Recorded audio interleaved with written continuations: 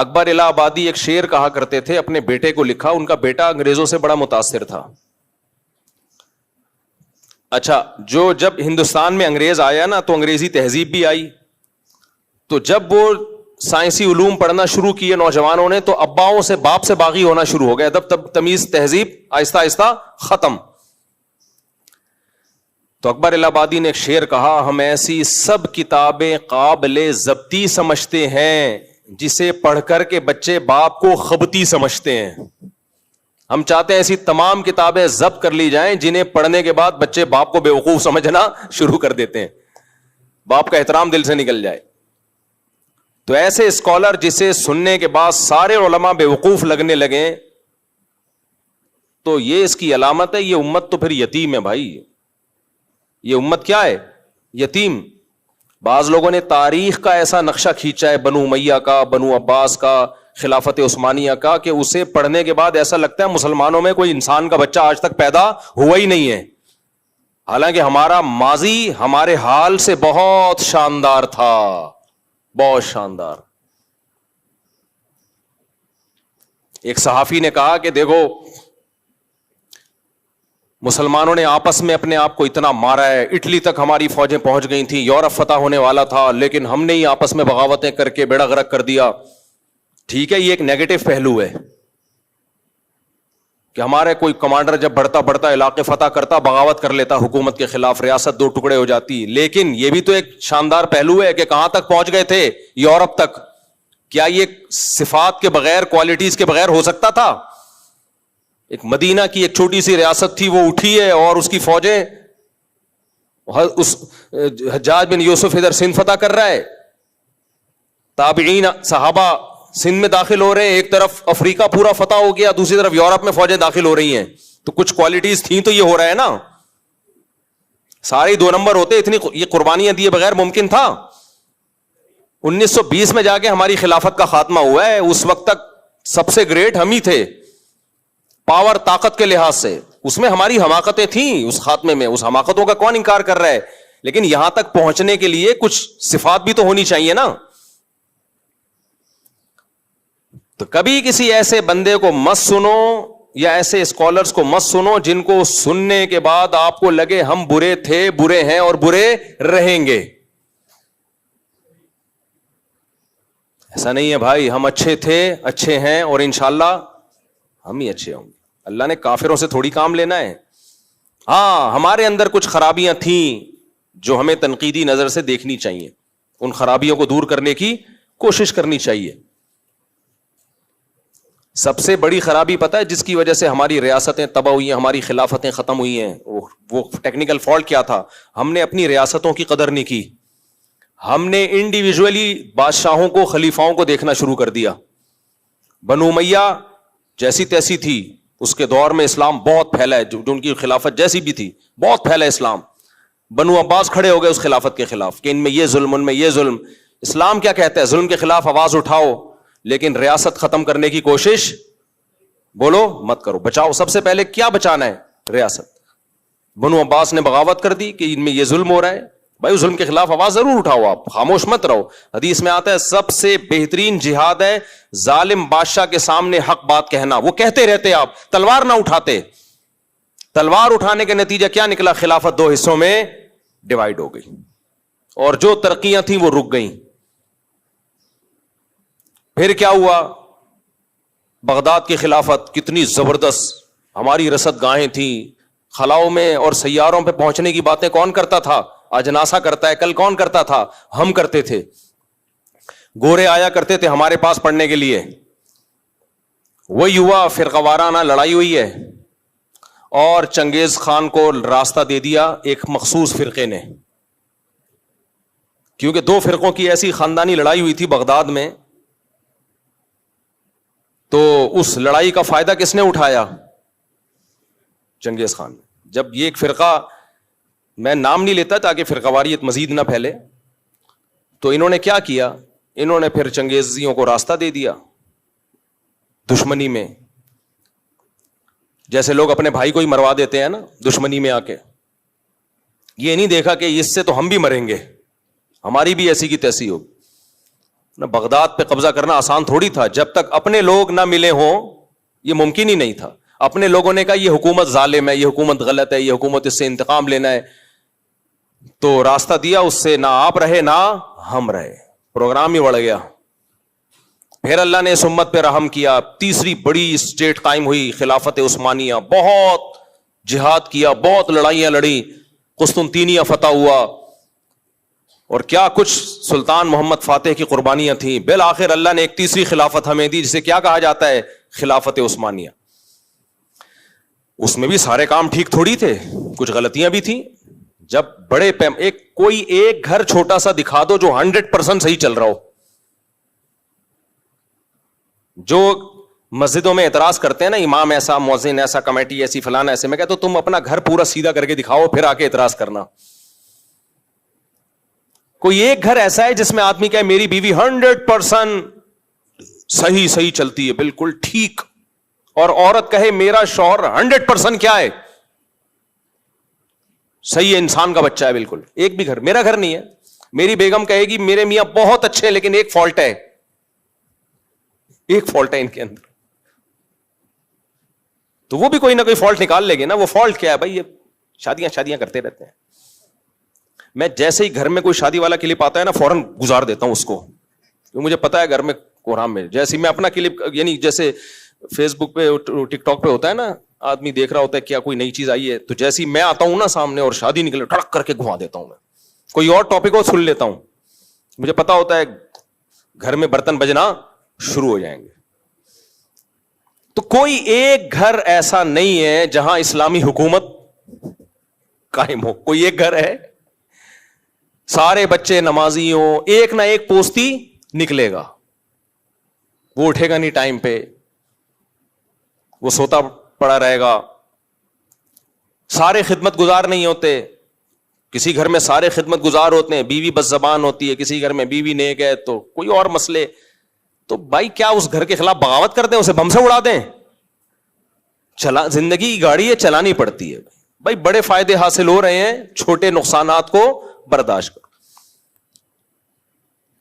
تو اسی طرح زندگی چلتی ہے. تو اسٹیٹ اور ریاستیں بھی اسی طرح چلتی ہیں, اسٹیٹ اور ریاستیں بھی ایسے ہی چلتی ہیں. یہ تھوڑی ہوتا ہے کہ ریاستی کو اڑا دو, بغاوت شروع کر دو, تلوار اٹھاؤ, یہ توڑ دو, یہ 2 ٹکڑے کر دو, 3 ٹکڑے کر دو, فلاں ایسا ہے, فلاں ویسا ہے. بھائی فلاں جیسا بھی ہے, ملک کس کا ہے؟ ہمارا ہے, ملک ہمارا ہے. پنجابی میں مشہور ہے کہ مجبوری میں گدھے کو بھی باپ بنانا پڑتا ہے. مشہور ہے نا پنجابی میں, مجبوری میں گدھے کو بھی کیا بنانا پڑتا ہے. لوگ نالائق دمادوں کے نخرے اٹھا رہے ہوتے ہیں کہ یار نالائق ہے لیکن اتنا نالائق نہیں ہے کہ ہم طلاق لے لیں اس سے, برداشت کر لو, گھر داماد بنا لو اس کو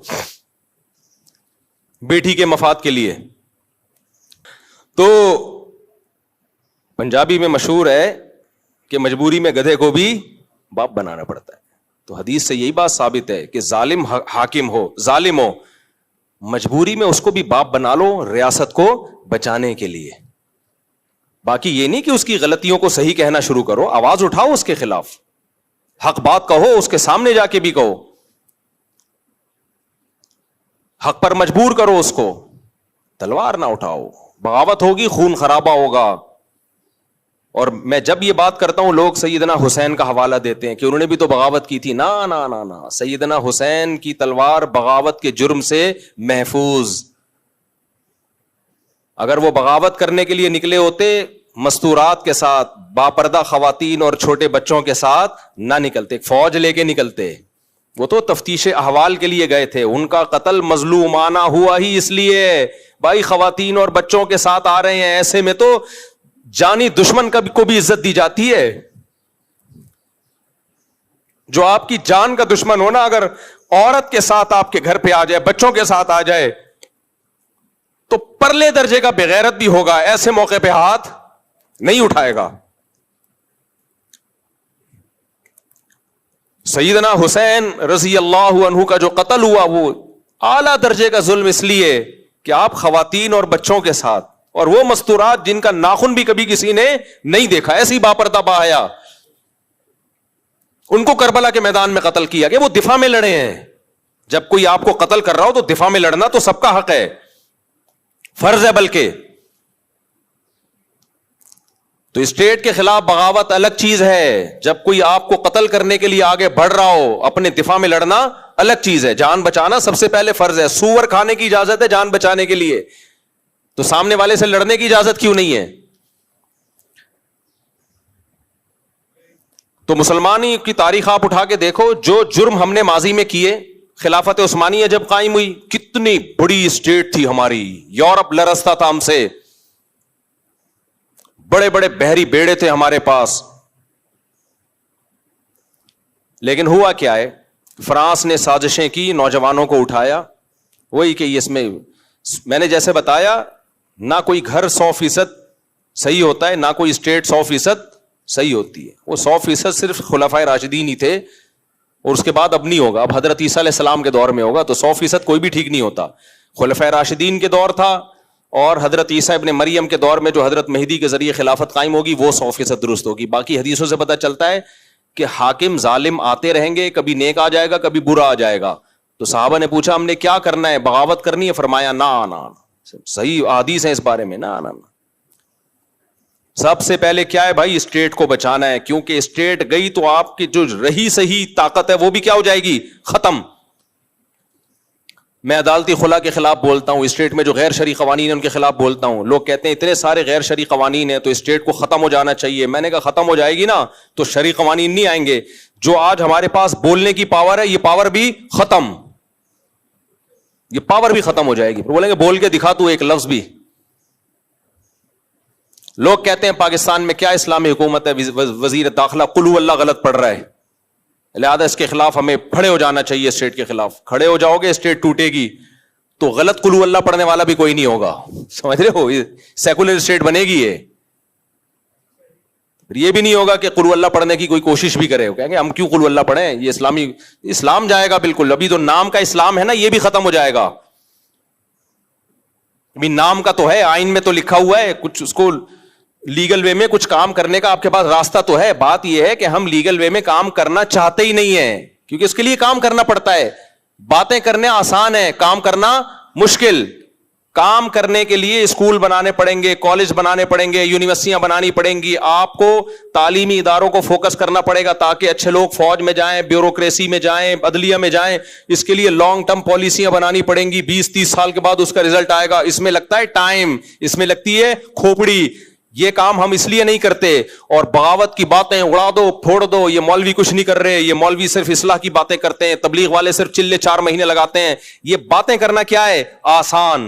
اس لیے باتیں کرنے پر گورنمنٹ کی طرف سے پابندی نہیں ہے, کرتے چلے جاؤ. اور لوگ ان باتیں کرنے والوں کو بہت مانتے ہیں کہ یہ ہے اصل, یہ ہے جو خلافت کی بات کر رہے ہیں نا. یہ کیا ہے, یہ مفتی طارق مسعود تو کبھی آج تک خلافت کی بات نہیں کی ہے, شادیوں کی بات کرتا رہتا ہے بس. یہ دیکھو فلاں اسکالر ہے, ہمیشہ بات کرتا ہے خلافت کی, خلافت قائم ہونی چاہیے. بات کر لو بھائی, کوئی پابندی نہیں ہے. آپ کے پاس اس خلافت کا پیکج کیا ہے؟ نہیں آئی بات, میرا خیال ہے. ایک آدمی 200 کلو کا ہے اور تقریر کر رہا ہے آدمی کو ہینڈسم اسمارٹ ہونا چاہیے, 200 کلو ویٹ زیادہ ہے, آپ سب جو ہے اپنا وزن گھٹائیں. سب 200 کلو کے بیٹھے ہوئے تھے سامنے, اور وہ تقریر کر رہا ہے ہم سب کو 70 کلو کا ہونا چاہیے. یہ 200 کلو ٹھیک نہیں ہے, 200 کلو. دیکھو یہ مولوی باتیں نہیں کرتے کہ اپنا وزن گھٹاؤ, لوگوں کو اصلاح میں لگایا ہوا ہے, انہوں نے تبلیغ میں لگایا ہوا ہے. اصل تو کیا ہے, وزن گھٹاؤ. باتیں یعنی باتیں بہت کر رہا ہے. لوگ آئے کیسے گھٹائیں, کیا پیکج ہے آپ کے پاس؟ وہ کیا پیکج گیا تیل لینے, وزن گھٹاؤ, صحت بناؤ. تو سر میں چاہتا ہوں وزن گھٹاؤں, کیا کھانا پڑے گا, کیا ایکسرسائز ہے, ڈائٹ پلان کیا ہے؟ پلان گیا تیل لینے. تو سر پھر آپ بھی کہاں چلے جاؤ, آپ تیل لینے چلے جاؤ. پلان کچھ نہیں ہے آپ کے پاس. ڈاکٹر جب بتاتا ہے وزن گھٹاؤ, آپ کا وزن زیادہ ہے, تو آپ اگلا سوال ڈاکٹر سے پوچھتے ہیں ڈاکٹر صاحب کیسے؟